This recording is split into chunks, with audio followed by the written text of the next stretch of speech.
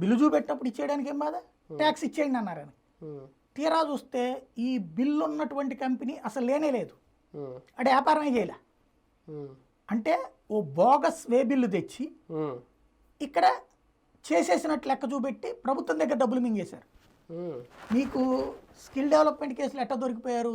Siemens అనేటువంటి పేరుతో ఈ వ్యాపారం ఇదంతా అసలు చచ్చినా దొరికేవాడు కాదు. కానీ వాడు ఆ కంపెనీ వాడు డిజైన్ టెక్ వాడు కొన్నదేమో 50 కోట్ల రూపాయలు పెట్టి వాడి దగ్గర ఎవడో సీమెన్స్ వాడి దగ్గర కొన్నాడు డిజైన్ టెక్ మిగతాది ఏం కొనకుండా బోగస్ కంపెనీల దగ్గర బిల్లులు తీసుకుని చేశాడు. ఈ బిల్లును పెట్టి ఇన్పుట్ సబ్సిడీ తీసుకున్నాడు. నేను ఇదిగో వీళ్ళందరి దగ్గర కొన్నాను కాబట్టి నాకు ఇన్పుట్ సబ్సిడీ ఇవ్వండి అంటే ఇచ్చేసింది. ఆ తర్వాత వాడి దగ్గర నుంచి పన్ను రావాలి కదా, ఆ లెక్క చూస్తే వాడి దగ్గర పన్ను రాలా. అదేంటని వెళ్ళి ఆ కంపెనీ దగ్గర చూస్తే ఆ కంపెనీనే లేదు, కాగితం మీదనే కంపెనీ ఉంది. కాగితం మీద ఉన్న కంపెనీ వాడి దగ్గర సరుకు కొన్నానని వీడు చెప్పి వీడు అక్కడ మాత్రం ప్రభుత్వం దగ్గర ఇన్ని కోట్లు తినేసాడు. వాడు ఆ డబ్బులు తినకుండా ఉంటే చంద్రబాబు సచ్చినా దొరికేవాడు కాదు.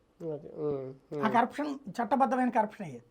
ఇప్పుడు ఈంది అదే అమరావతిలో పనులు కొన్ని కాంట్రాక్ట్. ఆ రోజుల్లో నేను చాలాసార్లు మనం గతంలో మాట్లాడుకున్నాను. నారాయణ, పతిపాటి పుల్లారావు అమరావతికి సంబంధించి అన్నటువంటి వీళ్ళిద్దరు ఏంటంటే తెలుగుదేశం ఫైనాన్సర్స్. 100 కోట్ల రూపాయలు పెట్టుబడి పెట్టారు. తెలుగుదేశానికి సంబంధించిన డబ్బులు ఎన్నికలకు అయ్యే ఖర్చుల్లో పెట్టుకున్న వాళ్ళు వీళ్ళిద్దరే.